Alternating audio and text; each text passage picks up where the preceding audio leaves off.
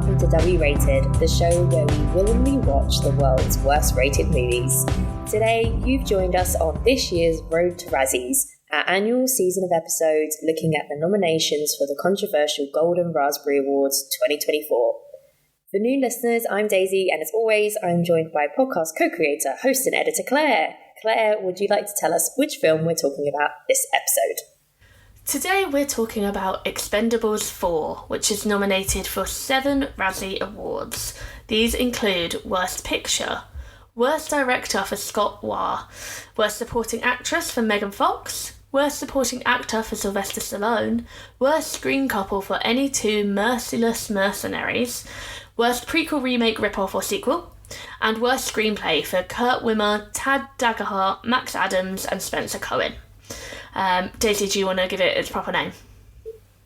Expend4bles. Okay, there you go. Do you feel better? Yeah. I just feel like if you're going to have a crap film and a crap name, you've got to say it the crap way. I mean, I am still mad that it wasn't 5 Cream for Scream. They just... Well, this is it. It's lovingly and informally known as that. No, because I didn't like that film, so it doesn't get to be a fun name. Oh, okay, so not lovingly. You watched all 4 Expendable films recently. Oh my god, I did. So, depending on what order we're releasing these in, but we did already record the Fast X episode, the Indiana Jones episode. Was there another one with... There was Magic Mike, maybe? Magic Mike. There's a lot of franchises here. And I'm very embarrassed to say that I've seen everything up until the films that were nominated already for all of them in my own personal life for some reason. But these ones were... I did specifically watch Expendables 1 to 3, 1 to 3, so that I could watch the 4th in the way that it was intended. Nice. Honestly, they were the hardest films to watch out of everything.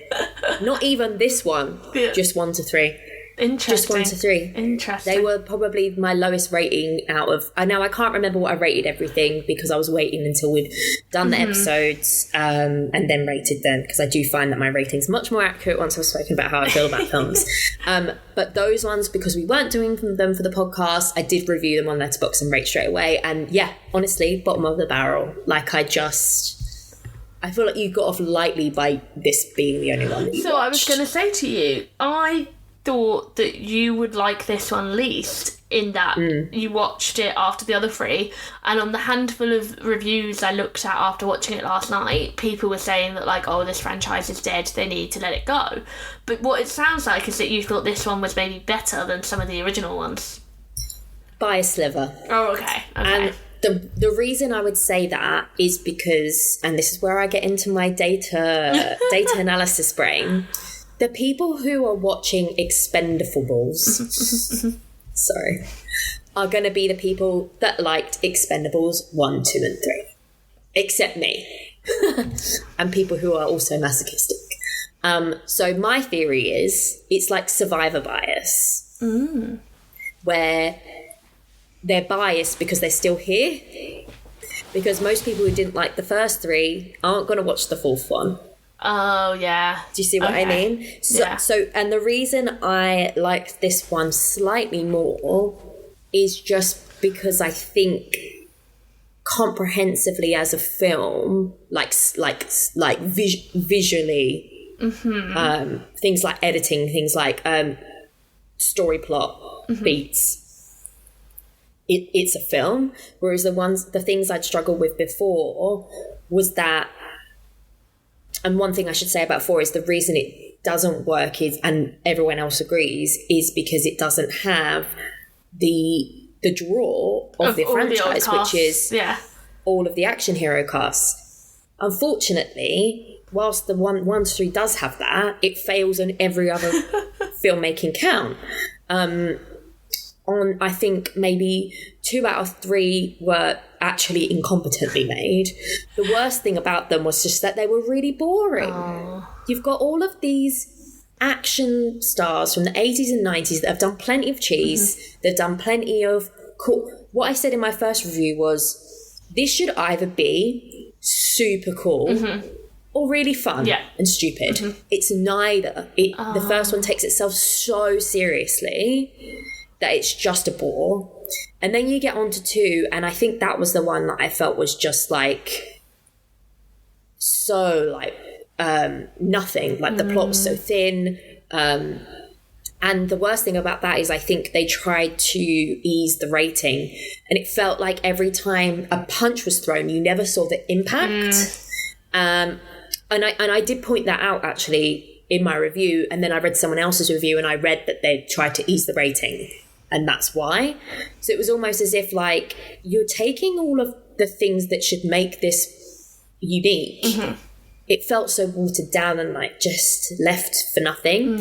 And then 3, it tries to do a similar thing to what this does while still keeping a few of the main characters in. And it tries to do like a new generation. Right. And there was a lovely surprise from Glenn Powell, massively underused. I was very excited to see him. There's a few other actors that I recognised in there. Ronda Rousey was in there. She had her moment in that year, that sort of time period. I think it was like 2012, 2013. But the whole issue is like people aren't coming to see that. Yeah, they were coming for the 80s. Expendables isn't that. It's a dad movie. It's a fun dad movie. Yeah, it's and I get it. It's an action dad movie. They've tried to make it for a new generation or whatever, but it's just like we've spoken on previous episodes about trying to make everything for everyone. Yeah, it's money. You lose audience. You actually do lose audiences that way.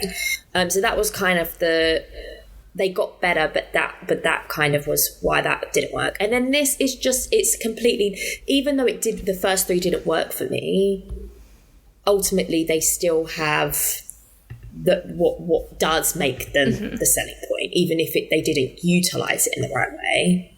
This one doesn't have that. You've got like a cool guy shot of them walking down, and it's fucking Megan Fox, 50 Cent, and a bunch of other people I can't even remember who they were. And it's just like, are you absolutely delusional? Well, so that you think this is... when does Jason Statham come into? Is he in it from the beginning, or is he a late addition? Jason Statham is the one saving grace for this franchise. Oh, so he's in it from the start. He's in it from the start. So because obviously he has real main character syndrome, but I wouldn't call him an aging action star. So I was like, I'm interested that he appears to be the lead. Well, interestingly enough, one slight aside before I explain his role in the franchise, this was originally, I read, supposed to be a spin-off. That makes his so character. Much sense. But I think because Stallone potentially said this is my last one, they wanted the recognisable name, potentially. If it was his last one, then why did they do the thing that they do at the end? Because he can't be weak. He can't die. I did wonder if that was in his contract.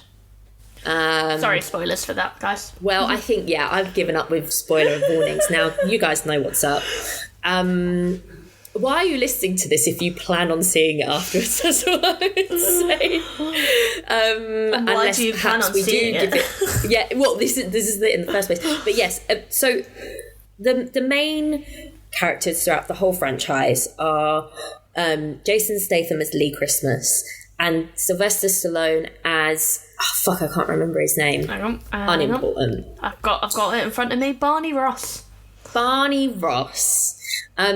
are the main guys, and then everyone else is their friendship around them. But the first one is very like, it's supposed to be quite grounded. It's supposed to be quite like, kind of like Sicario, kind of like, but they're just not very, they've not done a good job. It's just not very good. But I get what they were going for, because it wasn't ever this thing that we associate with it now, which is this big cheesy thing. It got fast and furious. It got fast and furious. It got faster and it got more furious and it got worse. No, I think the first one was probably my least favourite. I can't remember. I'll have to check the ratings. But I got what they were trying to go for. It wasn't the meta thing. Them being Asian action stars was a meta thing. The actual story was about them being expendable. They being set up and being basically doing the CIA's job, dirty work for them, and then getting basically killed. But it was also about the fact that they are older, or he is anyway, and a lot of the other people are. And that's another reason why they're expendable, because what else can they do now? They've been mercenaries all their life. What are they going to go have a normal job? So you've got Mickey Rourke in it, who plays, genuinely is like a really good performance. But then you've got like... Best thing about Iron Man 2. Perhaps. I can't even remember it, to be honest. You've got like Jet Li, Arnie shows up, Bruce Willis shows up. So there's plenty of good names. It's just not a very well crafted film, but it's got something there. And then the second one, it's Jason Statham and Sylvester Stallone again with the gang. So it's always and then the gang gets bigger. That's when you get like Chuck Norris, Jean-Claude Van Damme, and it's Jean-Claude Van Damme again. At any point? No. Was she, I think, she's Red. in Fast and Furious. Well, no, I think there was like a film called Red, which was basically like the same that was thing with as Bruce this. Willis. Yeah. So I get what they're going for. They've just never been very good, in my opinion, because you can be trash, but you can be fun. Mm-hmm. But they've nothing cool, nothing fun. And just the way it was shot, it was almost as if they when they were capturing stuff, like fighting, it was just like, there was no visual flair, there was no eye. It was just weirdly framed, weirdly blocked, weirdly cut. And there was nothing really there. The third one was more competently made, but it lost its joie de not joie de vivre, because it never had that, but like its reason for that is reason for being, isn't it? No, that's joy of life. I can't remember. I have a GCSE in French. Raison d'etre. Oh. It lost that because it's like, okay, so what are we now? We're just like a generic action film with Jason Statham and Sylvester Stallone, and then Jason Statham gets ousted in it, and it's all about Sylvester Stallone and his new crew. It's just like, what are we doing? Why are we here? And then the fourth one is just like, it's the opposite. It's okay, so we're Stallone really gets like ousted, and it's all about Statham. Yeah, so we're really like scraping the barrel. Oh, and then like in one of them, Terry Crews is the main guy, and you think he's dead, and then he comes, and at the end it turns out he was just like in a coma. Or whatever so they've done that before. Okay. He was obviously just filming Brooklyn Nine-Nine and couldn't fulfill his contract. So it's just always been, I believe in its the franchise's like potential. purpose. Like I like believe in it. Like, good for Sylvester Stallone. It's got something. It's got potential. But whoever has been making them for them, it's just not. It's just, they've not given any kind of respect for the actors, not giving them anything to do. They've not shot them well. It's just such a massive shame. Circling back to the original point, Jason Statham, however, I feel like has been the one consistent best thing about all of them. I've quite liked his character. It's classic Jason Statham, as you know. It's not that different to the Meg. It's not that different to, well, maybe a little bit different, but it's just him. Mm-hmm. But he has got screen presence. He has got charm. He does bounce off of other people. I do like his and Sylvester Stallone's character's friendship. But when that's all there is... Mm-hmm. That would lead me on to my opinion, because I was like watching this, and now I've had a bit of a stressful week. I'm moving house. I've not quit my job. I've handed my notice in. I've got a new job starting soon. But I'm like, quit my job. Woo. But yeah, so I'm busy just with life and stuff. Mm-hmm. So I put this on last night while I started packing, and I was like, am I enjoying this? I was like, oh god, I'm enjoying this. And I was like, oh my god, I was like, I quite like Jason Statham in this. Maybe this is finally she's seen the other side. I was like, welcome to the Statham fan club. I was like, I'm still not a fan, but I was like, I think it's because I don't like action films and I don't really like him, that I've only probably ever seen him in things where he's really badly miscast. Where it's like, oh, I get why he's very good at this. Okay, yeah, he has a lot of charm. Like the scene where him and Stallone go to the bar to like be buddies and like get the ring back. I was like, oh, okay, this is cute. Like, I'm not that interested, but they have good banter. I felt him and Stallone had amazing chemistry, and I thought Stallone was very good at this, and I was really, really enjoying it. Well, not really, really enjoying it, but really pleasantly surprised how well it was going down. And then they killed Stallone, which was good for the plot. I was like, okay. And then there was a bit with Statham going off to try and find his own thing. Loved him beating up the influencer guy. I was like, here. And then from the scene where he goes to fight / have sex with Megan Fox onwards, I was like, oh, what happened? Where'd my film go? Oh no! Like, where's... And I wonder if that is because it was designed to be a spin-off. Yeah, because you're looking at what was essentially the main story, and then you're doing the offshoot. Yeah, and I was just like, oh, I'm bored now, and I found all of the ensemble of Expendables very boring. The guy that doesn't stop talking and keeps talking about golden showers was just irritating. Wasn't really sure what 50 Cent was bringing to the equation, and I did not like the drop of his song. Very on the nose. And then I found pretty much everything that took place on the boat onwards just a really slow, boring slog. And then the CGI just got really bad. Oh, it was bad. You know when they get on the little boat at the end? Megan Fox is so big. Why is she so big? Because I felt like the CGI in the first shootout where Stallone is killed wasn't that bad, but maybe they did. It obviously wasn't at sea, that was on the streets, so maybe that didn't have so much CGI. But oh my god, as the film went on, the CGI got worse, the acting got worse, the dialogue got worse, and by the end I was like, please let it die. And it made me sad because I was like, wow, this actually had a lot of potential, which is why I was interested in seeing what other people thought, because I was like, is this what they're normally like? What's going on? Yeah, it's weird. I don't really feel like there's been a consistent, visual identity throughout them all. They've very much been a reflection of the films at the time. Yeah. So the first one, I think, was quite early on. I want to say like 2012 or maybe earlier. 2010. Yeah, okay. So it did have that kind of murky... we're abroad, the people aren't white, so the filter is yellow kind of vibe. We love the colour of Mexico. But it was more... Let me have a look at my review about what I thought. Oh, it was just that I said about the fun and the cool thing, it was just boring. And I was like, because they intended to be so sincere, without the strong script or the performances, there was no weight for it. So many cuts, bad staging made it illegible. Digital VFX in some of the gnarliest scenes really cheapens what would have been most exciting out of the action. One scene with Rourke, as I said, was really good. Shows he has the chops. And then there's some funny moments, but it's not enough to salvage the whole thing, right? And then 2 years later? Expendables 2. 2 years later. Too serious, thin plot, no screen presence or charisma, all life drained from every aspect. The very essence of the barely there plot should be an interesting character motivation for us to follow, and even that falls incredibly flat. Basically, there's a younger guy that comes in and he gets killed by the villain. So there's a character motivation for Stallone, but there's no character. It's just chess piece moved from A to B. Yeah. And then... Oh, yeah, I said waiting to see which famous action hero would show up as a former shell of themselves on screen next was the only entertaining aspect. Oh, that makes me sad. So that went down. And then the third one, had Wesley Snipes in, and he was on his A game at the beginning. Loved it. Really good chemistry and humour. And then they write him out of the plot until the third act. And Jason Statham as well. So it's a step up in cohesiveness. Just can't engage with the action. Cuts seem to be cutting away from the impact. Blocking makes me wonder what they thought they were even attempting to shoot.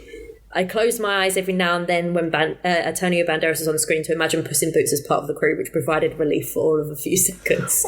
I'm glad that got brought up, because the guy who you said talks a lot, who's really annoying, is his son. Is meant to be his son, and he's copying his performance. Oh, but Antonio Banderas has charm. He was a little bit annoying in 3, but because I enjoyed it, but I knew it would annoy other people because it just got a bit grating. But honestly, because of how the rest of the film is, it was the only thing that was just keeping you awake, basically. So there's my little trip through Expendables, and thank God I did one every week, because honestly, it was the one I dreaded the most every week. So I'm so glad I spaced them out. Good for you. That'll be me when we eventually get to Spy Kids, and I have to watch all the Spy Kids movies. But you... Oh, no, I really hope it won't be such a hardship. I don't know, man. So let's talk about the nominations. We'll do Worst Picture last. So let's start with the actress and actor. And yeah, so worst supporting actress is Megan Fox, who I believe is also nominated for a different film this year. She is. And worst supporting actor is Sylvester Stallone. I'm really mad about Stallone's nomination. I thought he was bringing charm. I was invested in his character. I lost it when he comes back at the end and is not dead. And he's like, how are you alive? And he's like, meh. And I'm like, come on, sell me a bit more here. But then I'm like, that's the script's fault. That's not his performance, because he has nothing to work with. But I thought he was bringing charm. I genuinely believed in his friendship with Statham's character. And so I'm a bit like, what was wrong here? Genuinely, I've said it every time, but they used to be amazing and now they're doing crap films. Yeah. And it's just like... That being... boring. Let me get up his accolades. So you say that's them punishing Stallone. Stallone has been nominated...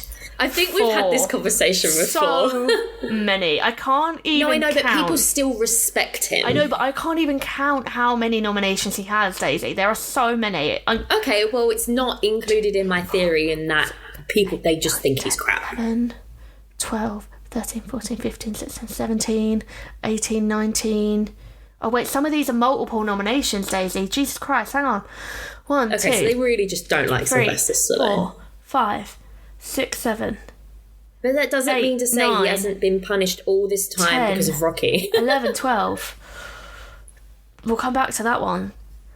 13, 14, 15, 16, 17, 18, 19, 22, 23, 24, 25, 26, 27, 28, 31, 32, 34... 35. This is his 36th Razzie nomination. Jesus, not including Christ. worst actor of the decade in 1990, for which he won for a whole list of films. So in 1990, they declared him the worst actor of the decade. Then they also gave him a Razzie Redeemer Award in 2016. That didn't last long. From all-time Razzie champ to award contender for Creed.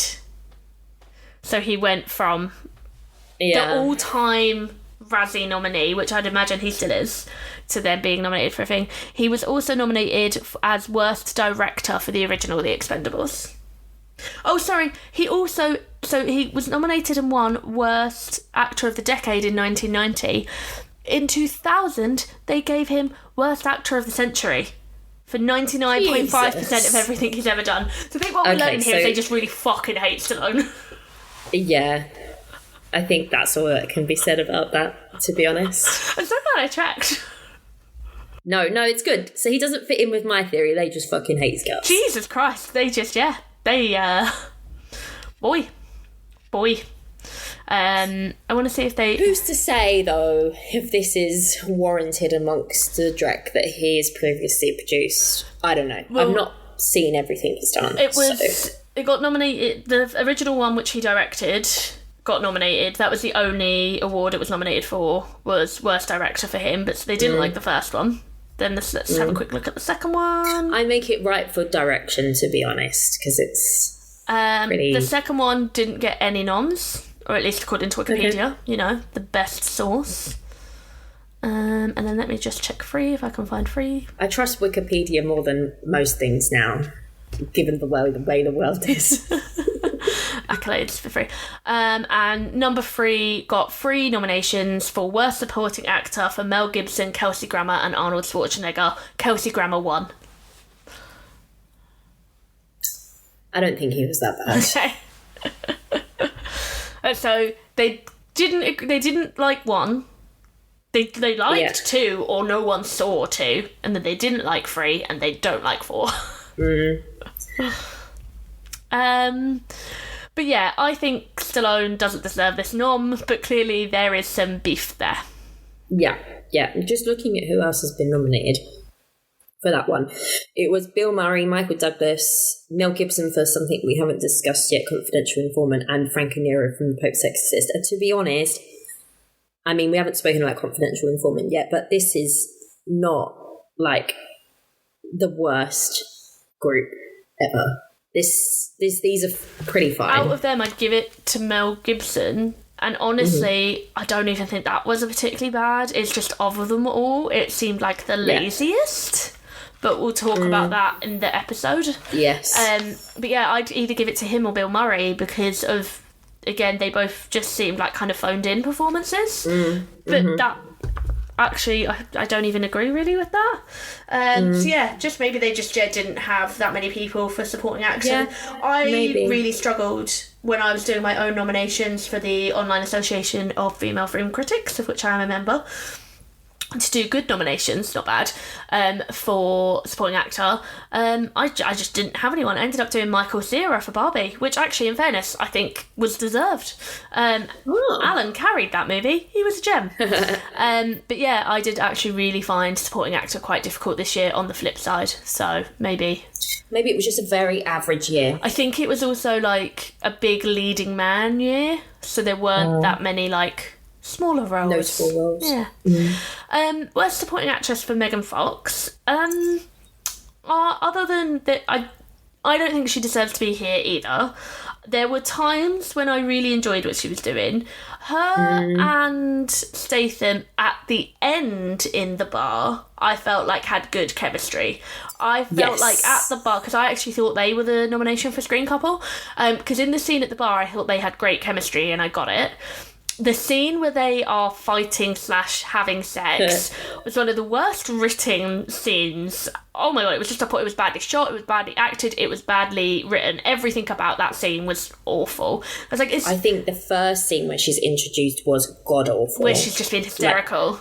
Because it felt like, and this harkens back to last year's Razzies with Good Morning, or whatever it was called. And it just screamed of, we're just going to let her go off script. Yeah. Because it was just one note, consistent. I don't know. It genuinely was bad. But then throughout the film, it didn't ever get that bad again. No. It was just that scene. Because that scene didn't bother me that much because I didn't know who she was in the context of the film. Like, I knew she's on the poster, but I don't know if she's been in the other films. I didn't know if they were, like, a really committed couple. So I was like, okay. Because that's her first introduction. It was like, this is... Okay, because I definitely thought she had been in the third one because that's a terrible character introduction. Yeah, maybe that's what didn't help. Yeah. No, he had a different kind of girlfriend in the first two, no one in the third, I don't think. And then that's the first time you ever see her in this franchise. So that's bad. But again, and it just went on too long. It did. And it was like, it just felt like a bad improv scene. It was really weird. And then I didn't mind the fight thing. It was a bit cheesy, but because of what happened before, I was like, oh, it can't get any worse. But then I didn't hate her throughout the rest. It's just a shame. I just don't think people write good stuff for her. No, and it's funny because actually I think she works so well in an ensemble because like you say, when she's with the bigger group and she gets to have the cut to her making a really sarky comment, it's great. And her best performance ever, and we've all well established, was her guest in New Girl. It was so good they brought her back because she was so brilliant in it that they got her. So we know that she can do it. Yeah, but again, that was an ensemble show. So they knew, they were like, right, this is the kind of character you're going to be. So she can do it. But yeah, she likes to, obviously she's probably going for the slightly bigger paychecks. And then also she's not getting written the good stuff. Because I would say all of my issues with her performance in this, and there weren't that many, are the script. I think her dialogue was atrocious. And I just think I don't think people know how to direct her either. Yeah. I don't think they know how to get stuff out of her, because this is a massive assumption, but it is based on seeing her in multiple things where the same thing happens. But we've seen her in her earlier career being able to hold a leading role. She wasn't that bad in Transformers. She was fairly good. I quite liked, especially the first one. I thought she had a lot of charisma in the first one. Yeah. Love her in Jennifer's Body. She's brilliant in that. And like you say, in New Girl, she can do it. Yeah. Even like Confessions of a Teenage Drama Queen when she was young. She knows what she's doing. So she can do it. I just think people are like, Well, like, there's... Don't know how to interact with her. Yeah, there's, like, a shit film that I love called Friends with Kids, and, like, she plays, like, a potential love interest of Adam Scott in it, which is why I love that film. But, like, she's really good in that as well, because she's, like, a side character to an ensemble, and again, like, they know how to use her because she's the sexy younger woman, which is a bit like a cliche, like a roll your eyes, but actually she is quite good at it, and she's good with the comedic timing, and she's there with, like, Maya Rudolph and, like, loads of other comedians, and she only feels out of place because she's intended to feel out of place, but they work and with I feel like unless you put her in that role and know what to do with her in that role, I don't know, they kind of box her in, and I'm not saying it's all their fault. She's not the best actress in the world, I get it, but I feel like people just kind of make shortcuts with her now. They're like, okay, we're going to put you in they just want her to look amazing on screen. Put you in a skimpy outfit, do a bit of pouting, do a one-liner. Be sarcastic. Like, I just don't think they give her enough support. They don't give her good roles or dialogue. And then, unfortunately, she can't act her way out of that. Yeah. So this is not the worst performance I've seen of her for the Razzies. But yeah, that beginning was awful. I hated it. But as it went on, it got better. And it made me realise that it's just like, I just think she's been put in these situations where she's got not a lot to work with, and she doesn't necessarily... She doesn't have the power to rise above the power to... Yeah, which is unfortunate. I kind of feel like... I feel for her. I like her from what I've seen as a person, and I feel like she's been done by the industry quite badly, I think. I think what I also appreciate her, though, like, the industry have treated her so badly, but she is still going. Like, she's like, no, I don't care that I've had she's kids. Using I don't to care. her advantage. Yeah, she is. Yeah, she's still making a career out of her herself, and she seems like she has agency, so that's good. I hope so. Okay, next one for worst screen couple was any two Merciless Mercenaries. Honestly, that just feels like a throwaway nomination. It feels a bit lazy. I feel like that's so lazy. But I do get what they're trying to say with that category. It's about chemistry, right? Yeah. It's about working together, and I get it. There wasn't really much chemistry between this team. But they aren't the Mercenaries the bad guys? No, these guys are meant to be mercenaries, the Expendables. I thought this was just, like... the bad guys. Oh, no, sorry. I don't think so. So if it's the actual Expendables, then yes, actually, in fairness, there was no chemistry between that team. Like, then actually I don't hate it as much, because there was very little chemistry going on there. It's up against the investors from The Exorcist, Ana de Armas and Chris Evans in Ghosted, Selma Hayek and Channing Tatum in Magic Mike, and Pooh and Piglet in Winnie the Pooh. I've still not watched Winnie the Pooh. So for me, it's still Salma Hayek and Channing Tatum, because I still believe that they actually did not want to be on the same room. I actually think that this would probably be my vote, the Expendables one. Purely just because you're supposed to be an ensemble film. Yeah.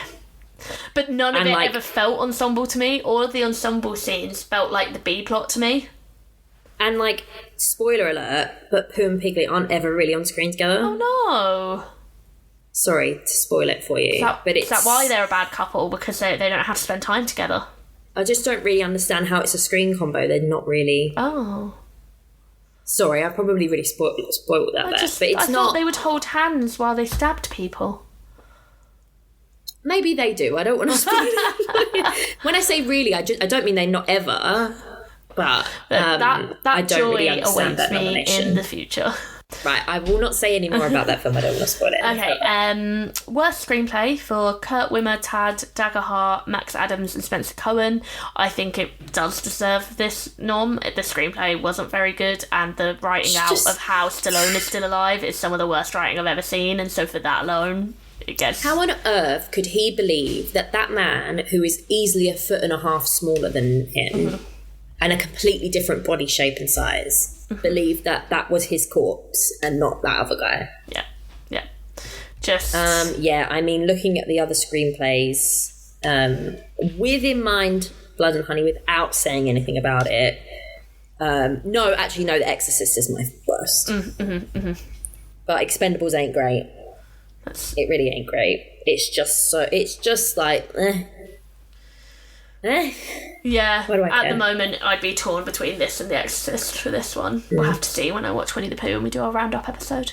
if we do a roundup episode, because we have not discussed that, but we can discuss that off air. Because I have to move countries and I'm quite tired. It's not for people to know. Did we discuss Worst Director yet? No. Worst Director for Scott Waugh. I felt, ironically, that he was out of his depth when he was doing the action scenes, and that when he was doing the, like, just people scenes, he was fine.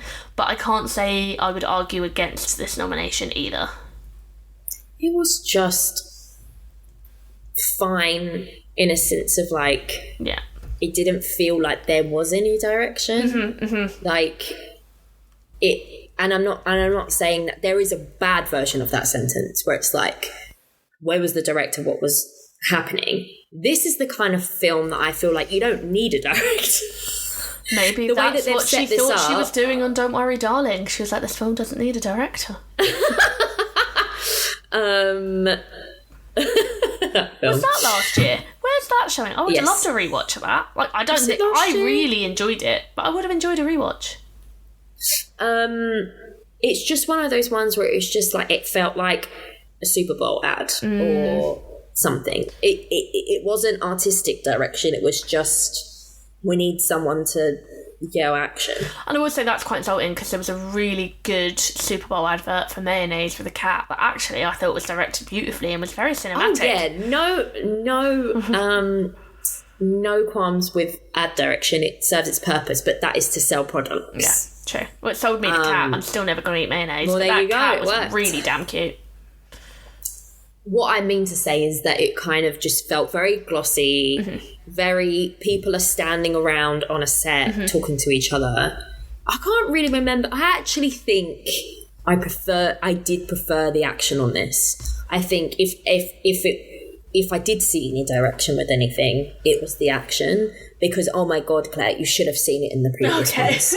It was incomprehensible, illegible. It was a hot mess. Whereas this, I was like, I can see what's happening. Wow. Yeah, see, my brain just turned off. End. My brain just turned off. I liked the scene where Statham was fighting the bad guy that you thought was the bad guy that turned out not to be the bad guy. But that guy's like a really famous like fight actor. He's from like The Raid and The Raid 2. So. Oh, yes. Yeah. There wasn't actually a lot of action in this. No, sorry, I just need to name drop that guy because that was probably very rude. Oh, and actually there was another bit I liked as well.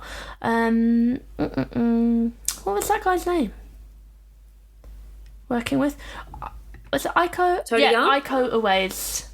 Or Iko Uwais. Oh, yeah. Just really good. And I actually also really liked the guy who teamed up with Statham that was Barney's old friend that he finds out on the beach. Tony Young. Tony Young, yeah. I thought that was brilliant. Yeah. I really liked him. When he turned up and they were like suddenly going to take everyone out, I was like, oh, okay, that's... He was a side character, I would say he's a tertiary character, who you believed have a life outside of this film. Yeah, whereas... And he's like the only one. Yeah, the rest of the Expendables, I was like, do you guys just like sleep in a bunk and then they just like open the door when you have a mission?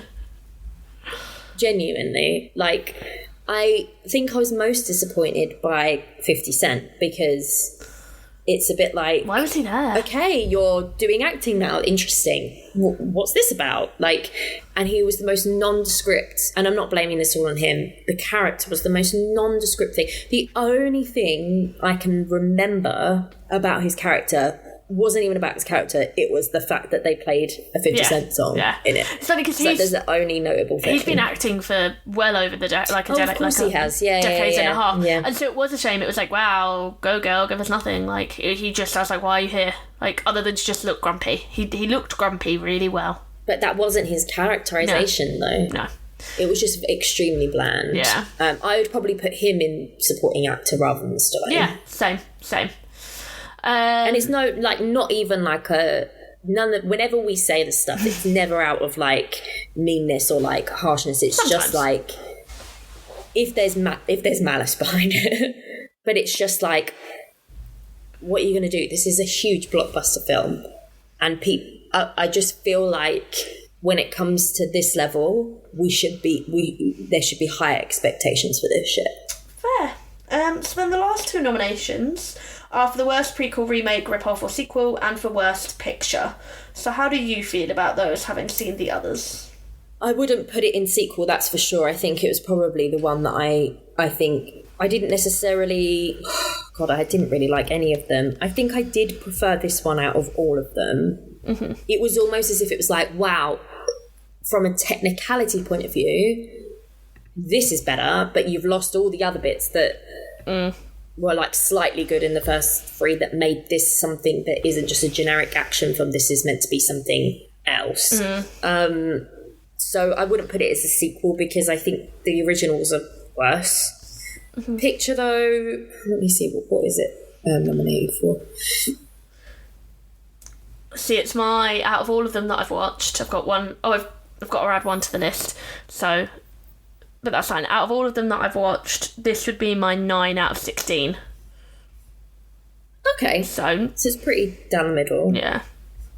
Thinking about, no, as soon as Exorcist Believer's in a category, it's got no chance for me. And it's in both. And without saying too much about Blood and Honey, fine. Shazam, Meg 2, Ant-Man, and then Indiana Jones. All serviceable but disappointing as sequels. And I think I've already said in the other ones that I don't see them being worst picture. Although I do think Shazam was quite down the bottom for me last year. But I'm just trying to think if now I've seen everything, if I'm like, other than Exorcist Believer, which I actually have vitriol inside, like I do have like an actual affliction to. I don't know, but I didn't see too much last year. I'm like, what else could have been worse? But surely there must have been. The problem is that there's so many sequels out now, or adaptions and things like that it covers both categories. Yeah, it's true. I don't know. A lot of my worst films were kind of indie films that I saw at film festivals. That's the thing. My worst big films were Babylon and Asteroid City, so I really just was hating on Margot, even though then Barbie was my top film. And then my worst sequel... Wait, sorry, your worst was what, Babylon? You don't like Babylon? I did not like Babylon. I thought Babylon was really very badly made. Oh, I really liked it. And La La Land is my favourite movie. My worst... Damien Chazelle is very, like...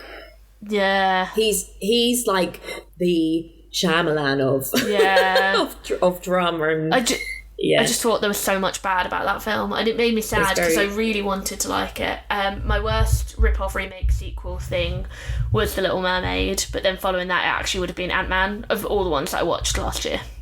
Oh, well, we forgot about Magic Mike, didn't we? That would be worst picture for me. I also watched We Have a Ghost. That was pretty bad. I also didn't rate Chicken Run sequel, and the Transformers sequel, and there was also that pretty awful Reese Witherspoon. Your Place or Mine. Yeah, I think that was not great either, and also the Jonah Hill one wasn't great either. I think they could I probably have enough of an affliction for all of those to be putting. And they were pretty big. I just think the Razzies always is like blockbuster. Well, until another film we're going to talk about today where I'm like, where did you guys find this film? Well, that's true, actually. But yeah, I mean, they're the awards. I didn't think it was as bad as I expected, but it does really fall off a cliff. And I neither loved it nor hated it. But if you asked me to watch another one of these, or you asked me to watch another Fast and Furious, I'd definitely rather watch an Expendables film than a Fast and Furious. Oh, God, I wouldn't. It's been the hardest thing about this season, watching these. And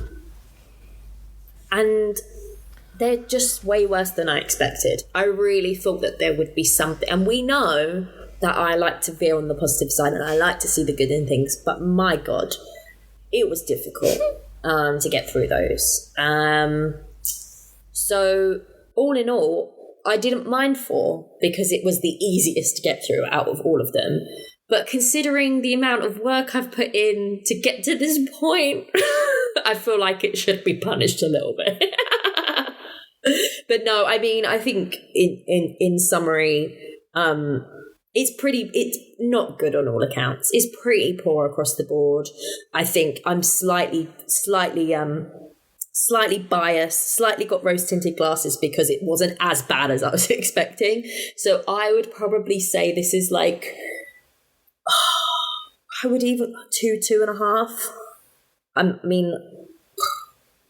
mean, no, I didn't like it. It's a 2. And that's the same as the third one, I think. I think the first one, oh no, the third one I gave 2.5, I think, because that wasn't as bad. So it was 2 for 1, 1.5 for 2, 2.5 for 3, and then 2 for 4. Yeah, I would give this 3. Because it wasn't as terrible as I thought, but yeah, it really does fall apart there. It's not great. That's on that. Thanks for tuning in, everyone, and we hope you can join us for another mini episode as we tackle another Razzie-nominated film on our road to Razzies 2024.